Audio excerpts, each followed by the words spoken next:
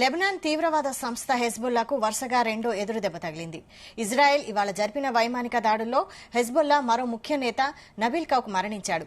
తమ రాకెట్ దాడుల్లో Hezbollah deputy head Nabeel మరణించినట్లు ఇజ్రాయెల్ సైన్యం వెల్లడించింది. ఇజ్రాయెల్ సైన్యం ప్రకటనపై హెజ్బుల్లా ఇప్పటి వరకు స్పందించలేదు.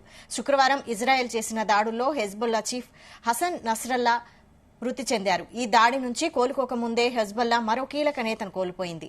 నబీల్ 1995 నుంచి 2010 వరకు సౌత్ లెబనాన్లోని హెజ్బుల్లా మిలిటరీ కమాండర్గా పనిచేశాడు. నబీల్పై 2020లో అమెరికా ఆంక్షలు విధించింది.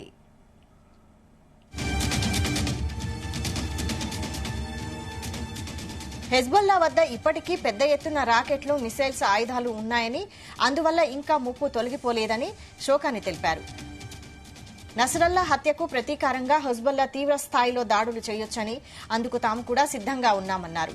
నస్రల్లా అంతంతో తమ పోరాటం ముగిసిపోలేదని, దాడులు కొనసాగుతాయని IDF chief lieutenant general Herzi Halevi ప్రకటించారు. గాజా తరహాలో లెబనాన్లోని హెజ్బుల్లా స్థావరాలను నాశనం చేసేందుకు ఇజ్రాయెల్ సిద్దమవుతున్నట్టు తెలుస్తోంది.